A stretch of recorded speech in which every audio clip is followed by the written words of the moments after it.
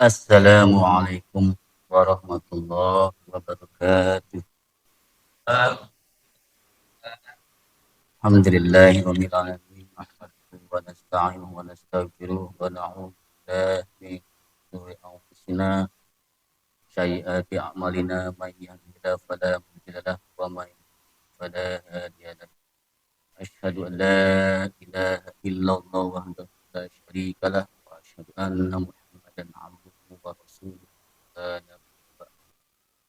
Allahumma sholli ala sayyidina Muhammad wa ala alihi wasallim tasliman katsira. Qala Allah ta'ala fi kitabihil karim. A'udzu billahi minasy syaithanir rajim. Ya ayyuhalladzina amanu ista'inu bis sabri was salam. Innallaha ma'as sabirin.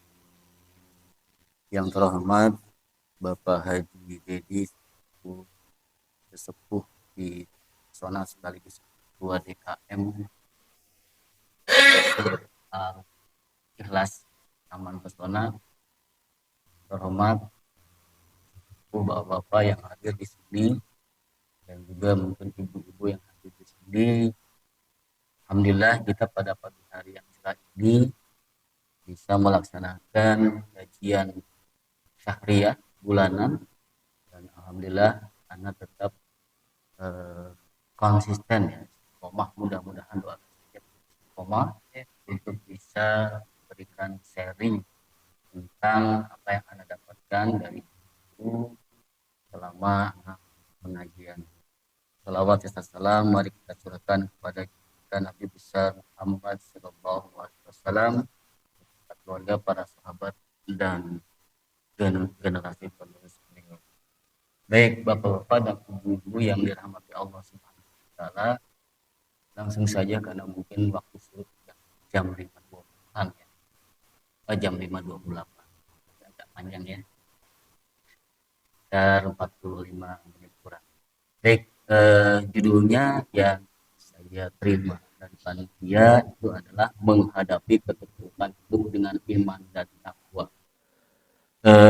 Saya buka-buka buku, saya mutolaah buku, saya mendapatkan kajian dalam kitab Madarikul Salikin, ya, karangan Ibnu Al-Qayyim Al-Jauziyah yang hidup tahun 690 Hijriah. Beliau mengarang kitab Madarikul Salikin. Ya, beliau adalah muridnya Ibnu Taimiyah dan pengajarannya atau isinya adalah tentang tasawuf, tentang jiwa, nafsu dan lain sebagainya. Insya Allah ini pas. Nah, ini pas untuk Bapak semua. Sekali lagi, ini sharing saja. Artinya apa yang saya sampaikan juga khusus buat anak pribadi. Tidak hanya untuk menyampaikan diri saja, tapi ini jadi telaah pribadi hidup anak sendiri. Ya. Baik, Pak Haji, mohon izinnya saya menyampaikan. Menghadapi keterpurukan hidup dengan iman dan takwa, karya Ibnu Al-Qayyim Al-Jauziyah, ada sebuah bab menghadapi keterpurukan dengan iman dan takwa. Ada babnya khusus. Lalu saya ambil beberapa karena kalau dibaca semua agak lama. Jadi saya langsung ringkas saja dalam waktu sekitar 40 menit ke depan. Yang pertama, menurut beliau, makna keterpurukan duniawi itu sebenarnya adalah jalan menuju Allah penuh dengan ujian. Yang perlu kita pahami, beliau ini hidup pada saat Islam sedang jaya-jaya. Hidup pada saat Islam sedang diterapkan. Sistem sosial sedang diterapkan. Sistem budaya sedang diterapkan Islam saat itu. Pendidikan, budaya, sosial, bahkan hukum-hukum pemerintahan pun berlandaskan kepada syariat Islam yang dikomandoi oleh namanya Al-Khalifah atau Sultan Amir. Jadi beliau mengarang buku keterpurukan bagi individu seseorang. Karena keterpurukan itu sebenarnya bisa bersifat komunal, bisa bersifat individual. Adapun komunal itu adalah secara universal. kaum muslimin saat ini sedang buruk-buruknya, sedang terpaling bawah posisinya itu.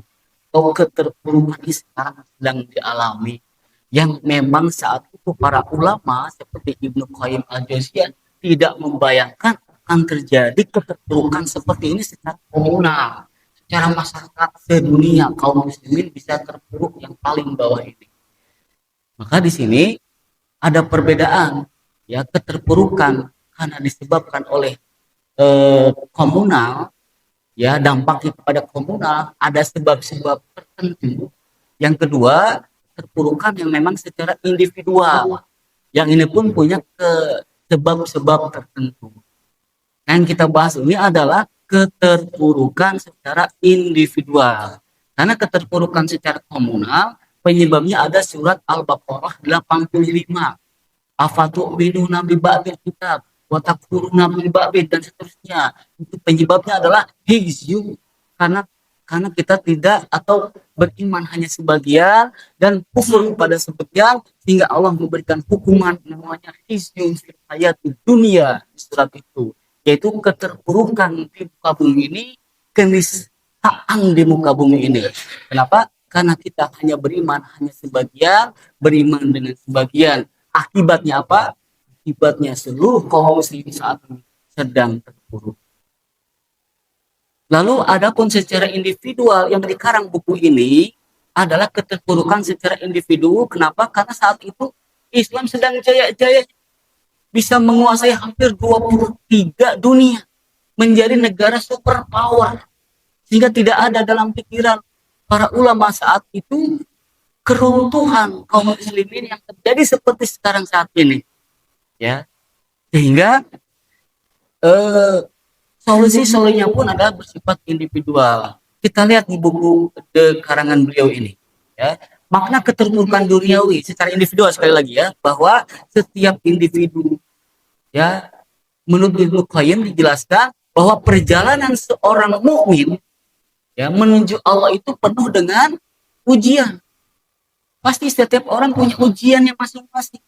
Pak Haji Dadi berbeda ujiannya dengan Pak Haji Imam, berbeda dengan Pak Haji Nasri, dan berbeda dengan bapak-bapak yang lain. Pasti ujiannya bertingkat-tingkat sesuai dengan kadar keimanannya masing-masing. Dan yang tahu hanyalah adalah Allah Subhanahu wa Ta'ala, kondisi keimanannya itu. Maka tingkat levelnya pun berbeda-beda. Ini yang sudah dibahas hari Jumat kemarin. Ya, hari Jumat kemarin. Nah, menurut beliau Ibnu Al-Qayyim bahwa seorang mukmin yang mendapatkan ujian, mendapatkan cobaan atau keterpurukan dunia, itu sebenarnya Allah ingin membersihkan hatinya. Ya, ini yang membuat kita pada saat kita terpuruk itu apa? Misalnya kita ditinggalkan oleh kekasih kita, istri kita meninggal, anak kita yang tercinta meninggal, salah seorang keluarga kita juga meninggal. Itu membuat kita tergoncang. Manusiawi enggak kita sedih? Manusiawi sekali. Karena Rasulullah SAW juga pernah ditinggal putranya yang tercinta, namanya Ibrahim. Beliau wafat pada saat kecil. Sedih enggak Rasulullah? Sedih. Sedih, tapi sedih Rasulullah, beliau bersabda, kesedihanku tidak akan diucapkan dengan kata-kata yang bertentangan dengan syariat. Jadi kesedihan beliau hanya sekedar kesedihan bersifat manusiawi, karena Rasulullah orang manusia, pasti ada yang namanya sedih, karena setiap manusia punya goriza, punya naluri apa? Naluri gorizatun tadayun, atau naluri melestarikan keturunan.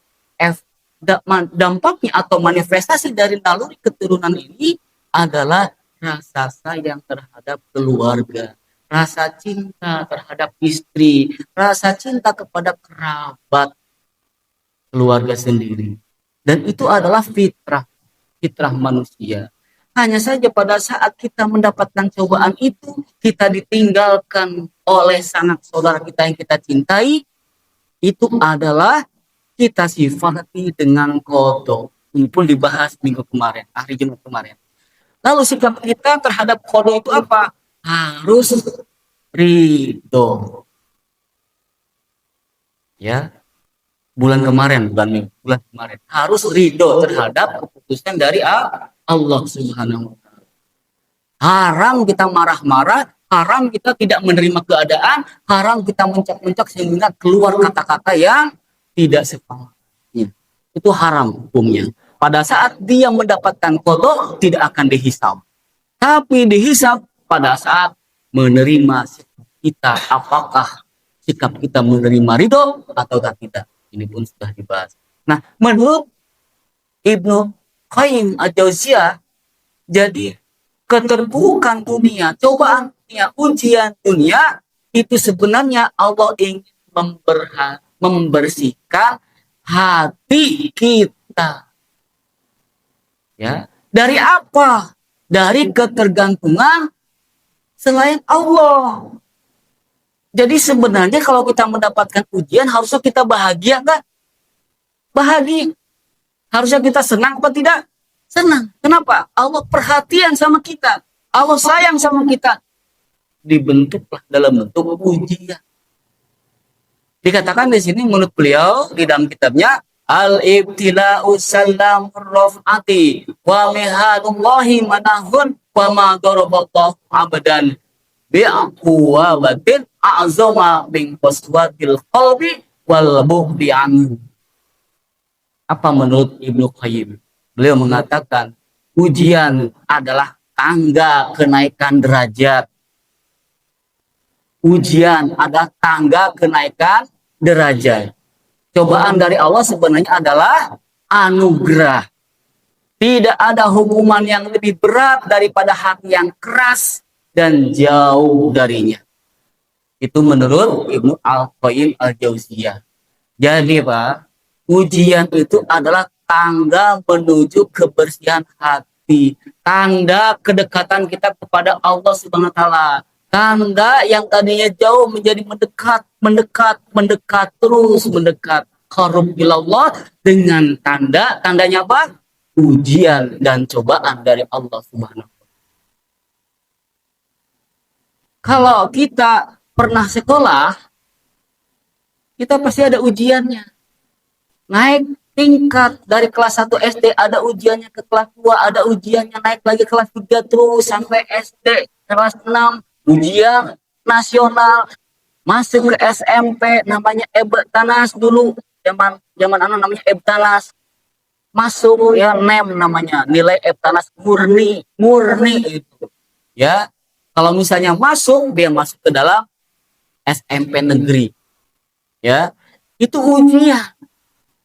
SMP juga ada ujian, terus naik level ujiannya makin lama makin berat apa tidak? Makin berat. Sesuai dengan levelnya, tingkatan taraf berpikir manusia. Jadi SMP, SMA, bahkan masuk kampus pun ada ujiannya, ada ujian. Bagi yang berhasil dengan ujian itu akan masuk sesuai dengan keinginannya. Allah juga sama. Dunia ini adalah semuanya ujian. Dunia ini adalah semua cobaan. Jadi, kata beliau, ujian harus kita anggap sebagai tangga kenaikan derajat. Mindsetnya mulai dirubah nih. Ya, mindsetnya mulai dirubah bahwa ujian itu harus kita tanggapi dengan senang. Tanggapi dengan semangat. Tanggapi dengan penuh ada keinginan untuk merubah. Karena ini adalah ujian. Jika gagal menghadapi ujian, tentu Allah tidak akan memberikan ujian yang lain. Segini aja udah gagal, apalagi dikasih ujian yang tambah lebih kuat lagi. Ya, ini sebagai informasi, ya kita mendapatkan musibah. Sekolah Insan Tama mendapatkan musibah. Ada salah satu warga Insan Tama, ya, itu guru, ya, punya anak, sekolahnya di Insan Tama. Ya, entah kenapa terjadi, itu adalah pada saat berenang tenggelam, ya, dengan ya sedang menginvestigasi kita ya. Intinya saat itu adalah kodok atau ajalnya anak itu saat itu sudah berakhir. Ya, Stres nggak Pak, Bapak Ibu gurunya? Oh, Pak, ada yang pingsan, Bapak Ibu gurunya. Menangis. Saya sebagai ketua yayasan, apa yang harus dilakukan? Dan juga pengurus yayasan yang lain, menenangkan mereka. Itu tindakan pertama. Menenangkan mereka. Tekankan bahwa ini adalah ujian. Tekankan bahwa ajal itu sudah ditentukan oleh Allah Subhanahu wa Ta'ala. Tekankan bahwa yang kita lakukan insya Allah sesuai dengan Allah. Selama itu tidak melanggar SOP, insya Allah ya Allah pun memaafkan. Jadi anaknya aktif Pak. Semuanya pada mandi, dia masih mau nyemplung. Entah apa yang terjadi di 2 meter. Gitu ya. Nah, artinya apa di sini? Artinya penekanan terhadap kodok dan kodar harus dipahami dengan benar. Jika tidak, karena itulah keimanan kita. Yaitu apa? Menerima peristiwa kodok yang tidak kita inginkan atau yang tidak kita suka. Itu bagian daripada keimanan. Bayangkan kalau nggak ada iman. Bayangkan kalau nggak ada takwa. Ya, yayasan pun kalau nggak ada iman dan takwa, udah nggak usah bikin sekolah lagi. Karena bikin sekolah itu penuh dengan resiko. Ada visiting, resikonya tinggi, lumayan. Ada cangkul mencangkul, ada resikonya, ada resikonya. Kemudian ada leader, manajemen, dia berkunjung berjalan kaki 30 kilometer Pak, anak-anak itu pas SMP untuk menemukan leadershipnya, dia berjalan lebih dari 30 sampai 40 kilometer kemudian bergabung kepada masyarakat sana. Itu ada resikonya nggak? Ada resikonya. Pokoknya tidur pun ada resikonya nggak? Ada resikonya. Jangan salah. Minum kopi ada resikonya nggak? Ada. Minum teh, air putih ada resikonya? Ada. Semua hidup kita ada resikonya. Yang santai, rebahan pun ada resikonya. Dan itu kita tekan pada. Masa kita tinggalkan insan tama gara-gara seperti tidak? Masih ada amanah lain yang 300 Pak. Harus kita jalankan amanah itu. Ya, dari situlah maka kita langsung investigasi, langsung memberikan semangat lagi pada guru-gurunya. Dan saya yakin mungkin sembuhnya sekitar mingguan bahkan mungkin bulanan. Ya, tapi kita akan terus jaga keimanan mereka. Jangan sampai mereka. Karena iman dan takwa adalah wadah semacam penyangga. Pada saat ada kejadian yang tidak diinginkan, penyangga itu akan menghambat dia takut. Contoh paling dasar. Itu disangga oleh iman, diangkat oleh iman kita. Dan jangan salah, ujian itu bukan hanya keterpurukan, Pak. Kemugahan juga itu adalah ujian. Betul? Ada yang punya rumah lebih dari satu di sini. Ada yang punya mobil lebih dari satu di sini. Itu adalah ujian, Pak, dari Allah Subhanahu wa Ta'ala. Seandainya tidak ada iman dan takwa, dia akan merasa, oh, saya punya mobil banyak, yang lain mah enggak. Saya punya mobil banyak, rumah banyak, yang lain mah enggak. Ada tetangganya punya mobil baru, hatinya menjadi iri hati. Kenapa? Karena tidak disanggah dan tidak dijaga oleh iman dan takwa. Jadi iman dan takwa adalah sebagai penyangga, tidak iseng sebagai penyangga pada saat dia terburuk, tidak sampai stres, pada saat dia sedang dinaikkan oleh Allah dari segi hartanya, tidak akan menyebabkan sombong. Nah, jadi penting adanya iman dan takwa ini. Keterburukan hidup adalah ujian kasih sayang. Jadi saya katakan bahwa ini adalah bukti Allah Subhanahu wa Ta'ala menyayangi sekolah kita. Ya, menyayangi guru-guru kita. Buktinya apa? Allah memperhatikan. Jadi insan tama juga banyak ujian. Mendirikan insan tama enggak langsung enggak, ada prosesnya, ujian yang kita lalui. Alhamdulillah, semakin seiring dengan waktu, semakin mendewasakan. Baik, alhamdulillah orang tuanya menyadari itu dan keluarga insan tama, orang tuanya sudah menyadari. Ya, insya Allah komunikasi.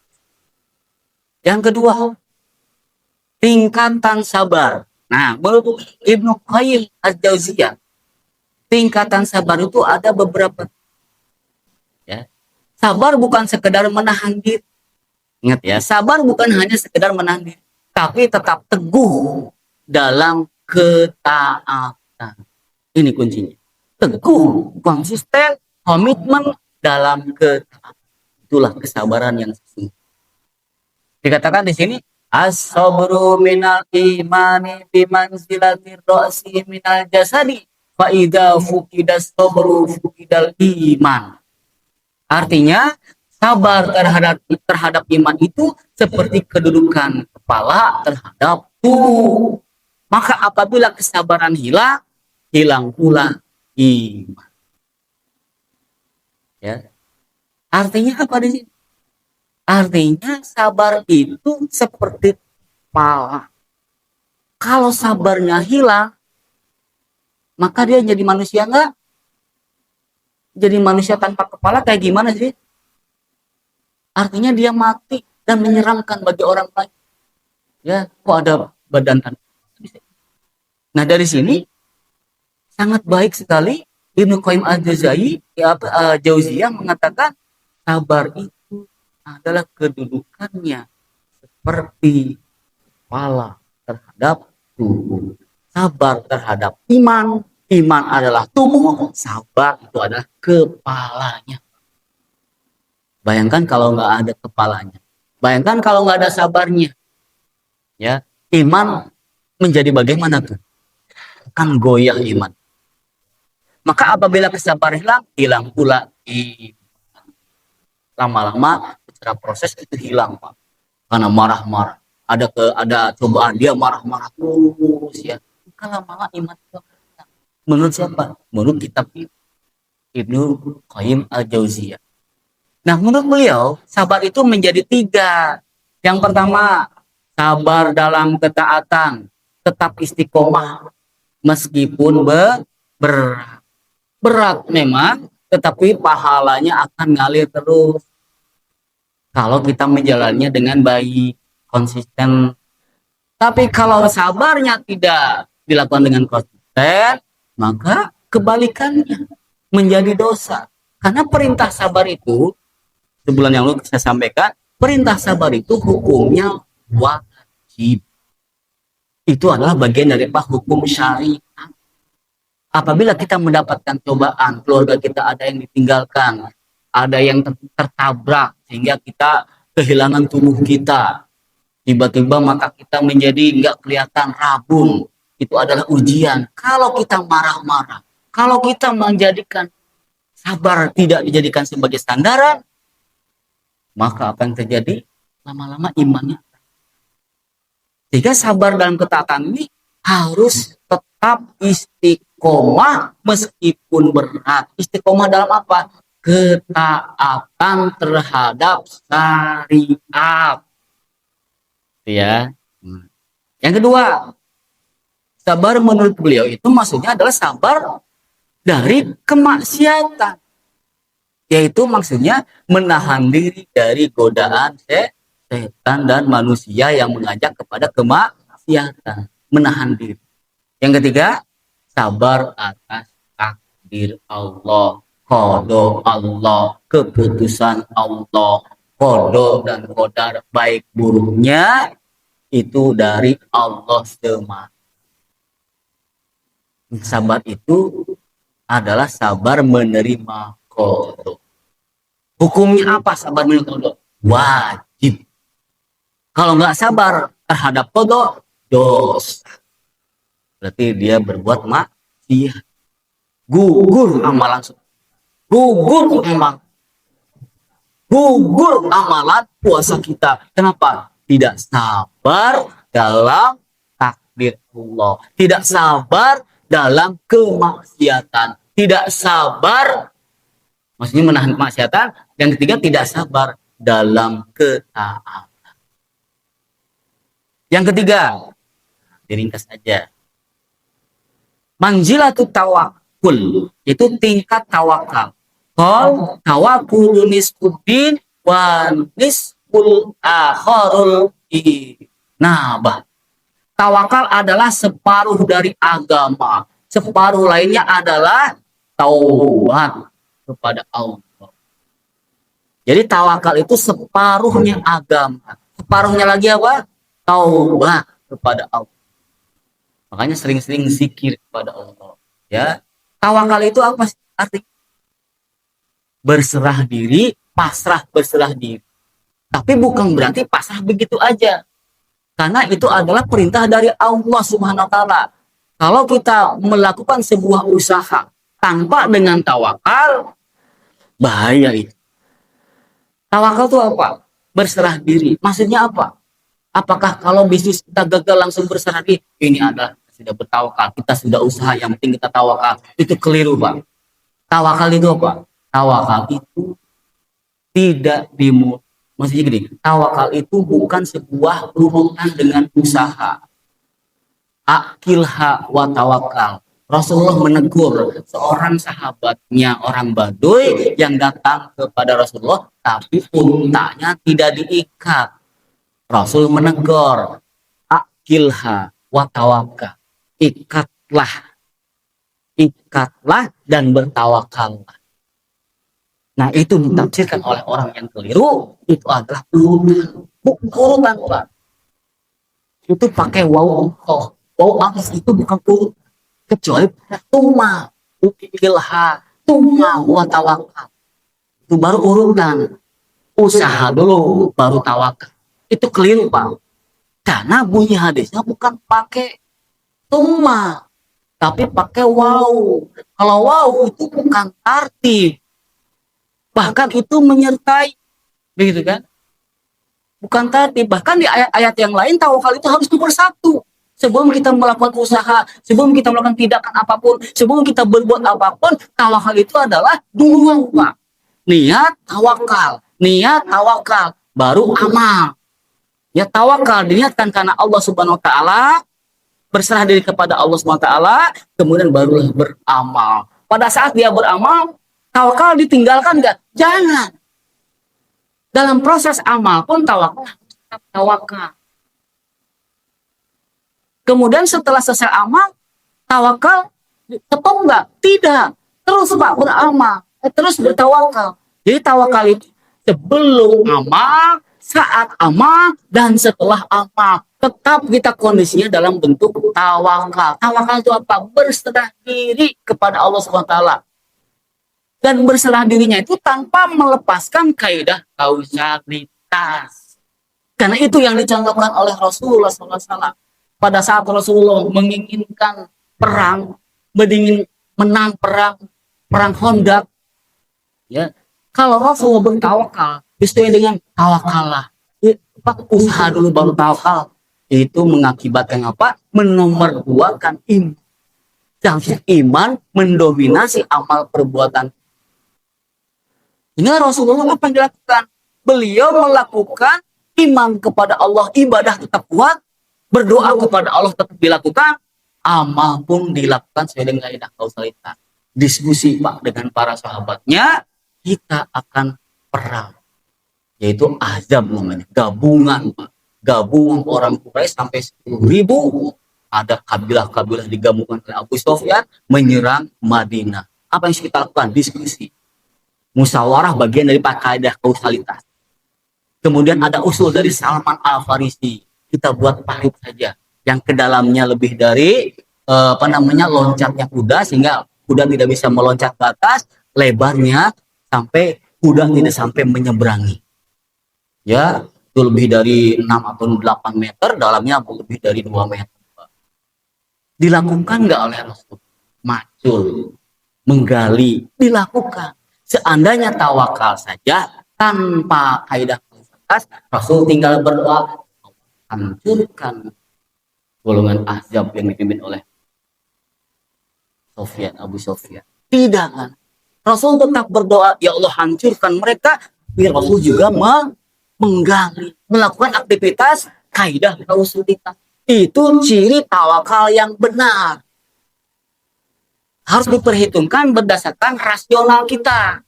Jangan sampai tidak diperhitungkan berdasarkan rasional. Jadi ada pemikiran yang simpan di kepala, itu adalah pertimbangan-pertimbangan yang rasional. Tapi iman tetap harus ada, dijaga, lalu iman dan takwa dalam tawakal. Gitu ya. Begitu juga keterpurukan. Ujian pada saat bisnis kita hancur, terpuruk nggak? Iya Pak. Kalau nggak ada iman, dia stres nggak? Iya, stres. Lalu sikap kita bagaimana? Karena ada iman, insya Allah tidak stres. Lalu apa yang dilakukan? Evaluasi. Harus dievaluasi. Kenapa bisnis saya omsetnya turun terus? Kenapa bisa itu bisa tenggelam? Perlu ada investigasi. Kenapanya harus dirunut sesuai dengan kaidah kausalitas. Oh, ternyata ada kekeliruan di sini. Perbaiki. Jangan sampai terulang kembali yang akan datang. Itu harus dilakukan secara perfektisme. Semua risiko harus diperhitungkan. Makanya semua saya rapatkan, perhitungkan SOP ini, segala kemungkinan resiko-resiko yang terjadi. Sehingga kita apa? Bisa melakukan antisipasi. Nah itu melaksanakan kaidah kausalitas dalam rangka tawakal yang benar. Jadi tawakal yang benar itu tidak hanya sekonyong-konyong, sekedar hanya menyerahkan diri kepada Allah tanpa menjelaskan, tanpa diri dengan kaidah kausalitas, sebab musabab, sehingga bisa tercapainya niatan tersebut. Saya ingin masuk UMPTN jebol, berdoa, tawakal kepada Allah, tapi nggak pernah belajar. Itu tawakal yang keliru, Pak. Saya ingin bisnis yang sukses. Dia mikir, dia training, tapi nggak action. Tidak melakukan kaidah kausalitas, tidak bergerak, berdoa terus. Seandainya itu benar dikabulkan oleh Allah, tetap itu dikatakan tidak serius, Pak. Tidak serius dan tidak mendapatkan pahala, bahkan mendapatkan dosa, hanya sekedar menyerahkan diri. Itu namanya kaum Jabariyah, Pak. Yaitu menyerahkan diri full kepada Allah Subhanahu wa taala, iradah Allah, takdir Allah, qada Allah, serahkan diri semuanya tanpa melakukan aktivitas kaidah kausalitas. Itu Jabariyah yang kayak seperti itu. Keliru, tawakal yang keliru. Jadi tawakal yang benar itu adalah berserah diri sejak awal kepada Allah, serahkan semuanya kepada Allah, lalu melakukan aktivitas kaidah kausalitas. Kalau ingin bisnis sukses, misalnya pangkas rambut, bikinlah pangkas rambut yang ada di perapatan, yang ada lampu merahnya, di situ jalur yang ramai, jangan di tengah sawah. Kenapa? Akal pikiran kita mengatakan kalau ingin mendapatkan konsumen harus di tempat yang ramai, yaitu di perempatan. Itu namanya tawakal yang benar. Selagi sebelum dia melakukan itu, dia bertawakal kepada Allah. Agar apa? Agar taat kepada syariat. Tanpa tawakal kita bisa diselewengkan dengan nafsu dari syariat. Bahaya kalau tak diiringi dengan tawakal. Itu yang dipahami oleh Ibnu Qayyim al-Jauziyah. Ya. Barang siapa yang bertawakal kepada Allah, maka Allah akan mencukupinya. Itu janji Allah. Man tawakkala 'alallahi kafahu. Itu janji Allah di Quran surat At-Tolak ayat 3. Tawakal. Insya Allah akan mencukupi. Allah akan memberikan rezeki yang melimpah, insya Allah. Tapi ingat, tawakalnya harus tawakal yang benar. Baik. Yang keempat, manzilah ar-ridho. Ibnu Qayyim mengatakan, qala ridho babullahil azamu wa jannatud dunya wa mustarahul abidin. Ridho adalah pintu terbesar menuju Allah, menuju surga dunia, dan menuju tempat istirahatnya orang-orang beribadah. Kuncinya ridho. Artinya apa? Orang yang ridho melihat kesulitan sebagai tanda kasih sayang, bukan hukuman. Inilah puncak iman dan takwa. Hati menjadi tenang di bawah kehendak Allah Subhanahu wa taala. Sehingga menurut beliau, bagaimana menghadapi keterpurukan itu adalah qala da azlamat alaika dunya fa'lam anna nur minallahi qadimun walakin qalbuka yahtaju ila nafidatil imani liyadkhuluhu. Jika dunia terasa gelap bagimu, ketahuilah bahwa cahaya dari Allah sedang datang. Hanya saja hatimu perlu membuka jendela iman agar cahaya itu masuk. Butuh iman enggak? Supaya cahaya itu masuk. Butuh iman. Seandainya nggak ada iman, cahaya bisa masuk nggak? Nggak. Selamanya akan tertutup kegelapan. Akan terjadi kegelapan kalau nggak ada iman. Iman itu apa? Rukun iman, Pak. Anak SD juga hafal. Iman itu. Takwa itu apa? Taat syariat, Pak. Takut kepada Allah, itulah takwa. Jadi rukun iman harus dipahami dengan benar, bukan hanya sekedar hafal, tapi diyakini dengan penuh, ya, dengan ikhlas dan juga penuh ketundukan kepada Allah SWT. Maknanya dari kalimat itu adalah kesulitan bukan tandanya Allah menjauh dari kita, tapi justru tandanya Allah ingin engkau mendekat kepada Allah, ingin takarub kepada Allah. Allah tuh sayang, jatuh cinta sama kita, sayang kepada kaum muslimin, supaya dekat dengan Tuhannya dikasih ujian. Supaya apa? Doa terus, memohon terus kepada Allah. Coba Bapak dikasih tidak keterpurukan, mau doa nggak? Mungkin nggak mau. Mau dekat nggak? Mau rajin sholat nggak? Mungkin nggak mau. Pada saat Bapak sukses, pada Bapak saat sudah mendapatkan harta berlimpah, sholatnya kadang-kadang kelupaan. Zikirnya bodoh-bodoh zikir. Doanya nggak mau. Sholatnya aja lupa. Nah, dikasihlah cobaan oleh Allah agar apa? Dia berpikir kemudian mendekat kepada Allah. Itu Ibnu Qayyim al-Jauziyah. Kesimpulan. Nah, iman harus ada dalam diri kita. Iman itu apa? Rukun iman. Percaya penuh pada rukun iman itu. Dan juga apa yang dikabarkan dalam Quran dan hadis mutawatir. Yang kedua, sabar.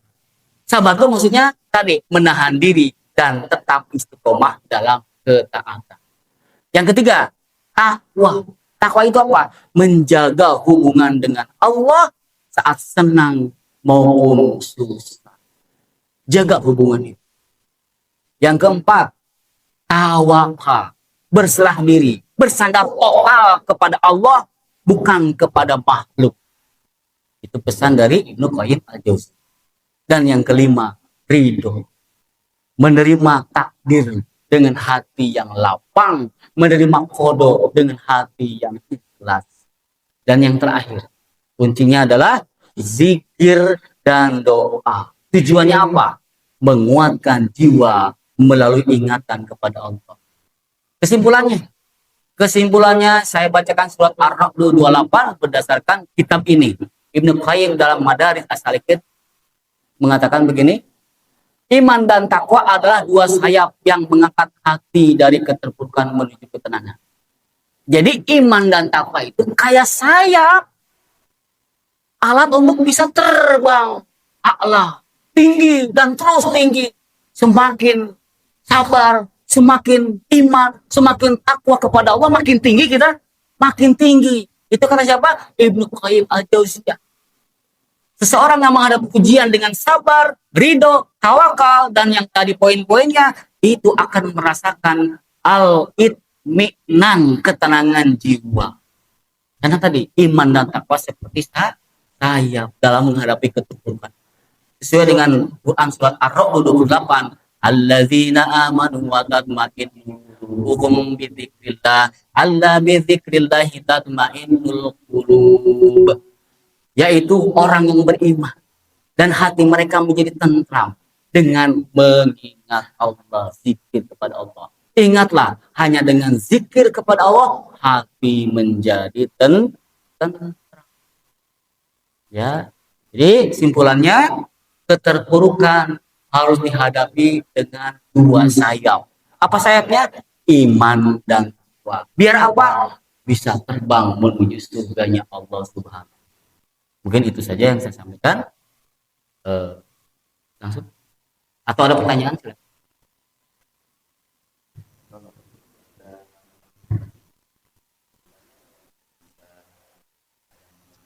Oh, silakan.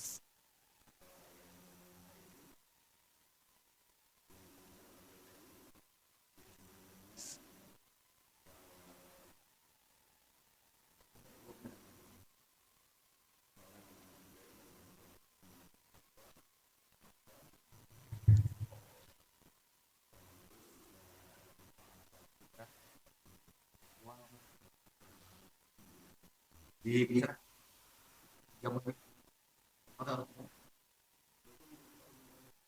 Waalaikumsalam.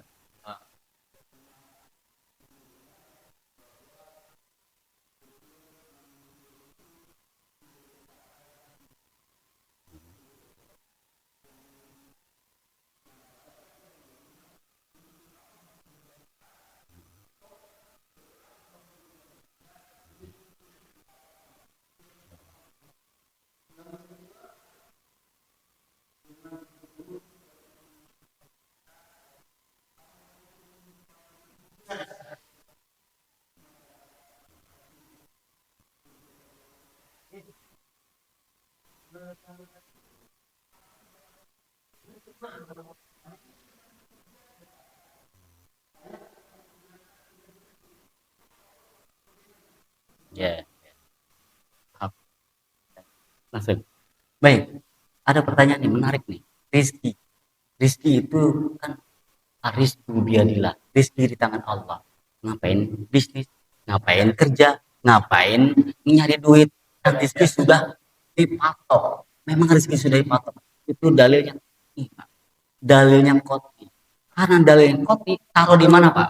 Taruh di dada. Itu bagian dari pada akidah kita. Lalu Al-Quran turun bukan hanya sekedar akidah, tapi ada syariat. Ini sekaligus menjawab yang ketiga ya. Sekaligus juga syariat. Yaitu apa? Syariat menyuruh kita untuk melakukan amal. Itu harus dipisahkan antara dada dengan kepala. Jangan dicampur aduk. Maksudnya dicampur aduk itu bagaimana? Maksudnya Pak, harus dipilah. Ini adalah akidah, ini ada syariah. Akidah itu adalah masalah keimanan. Rizki di tangan Allah. Ada surga, ada neraka. Semuanya sudah dicatat di Lauhul Mahfuz. Bapak masuk surga, semua yang ada di sini insya Allah masuk surga. Itu sudah dicatat di Lauhul Mahfuz. Itu bagian keimanan. Kenapa? Ada dalam Al-Quran. Itu ada dalam Al-Quran, Pak. Tetapi ada dalil tentang syariah. Itu apa? Perintah untuk taat kepada syariat. Perintah sholat, laksanakan. Perintah zakat, laksanakan. Itu bagian dari syariat. Itu maksudnya ya. Itu jangan dicampur aduk. Dipisah tapi saling keterkaitan. Dipisah, maksudnya ini adalah jalur akidah, jalur syariat, tapi masih ada keterkaitan. Artinya kita melakukan syariah itu dalam rangka konsekuensi iman kepada Allah Subhanahu wa Ta'ala. Itu kaitannya.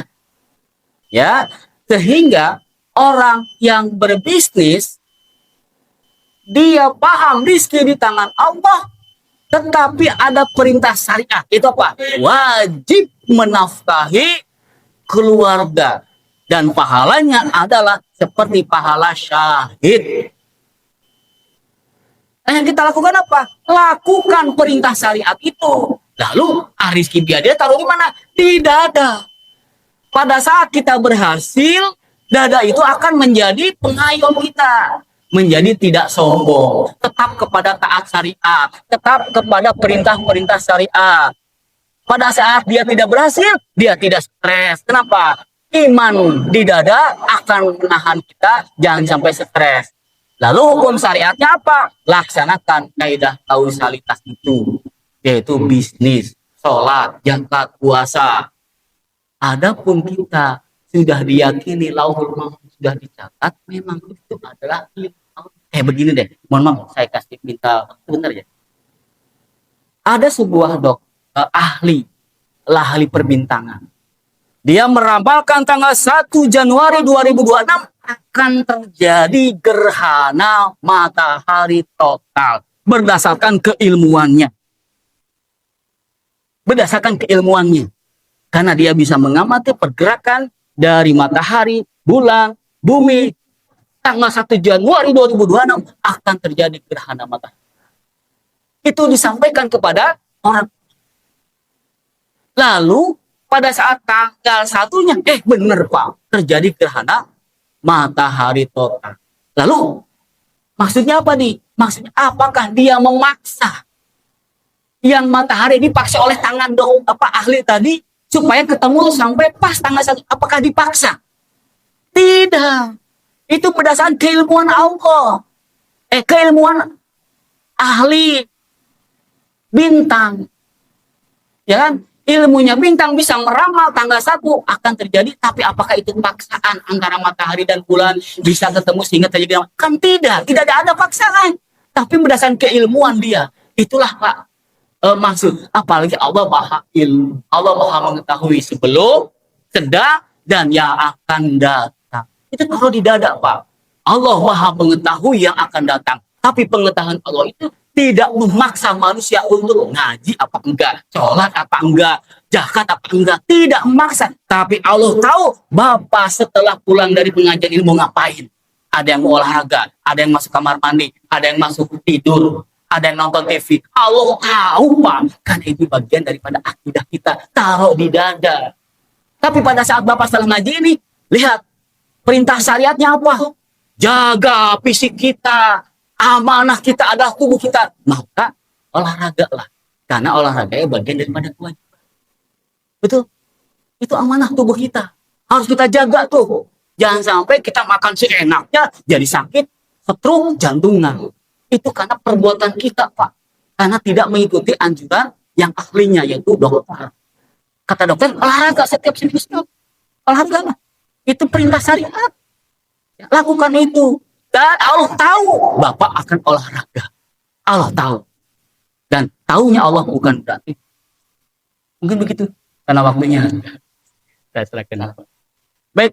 Sama-sama kita tutup ya dengan membaca kepada hadis.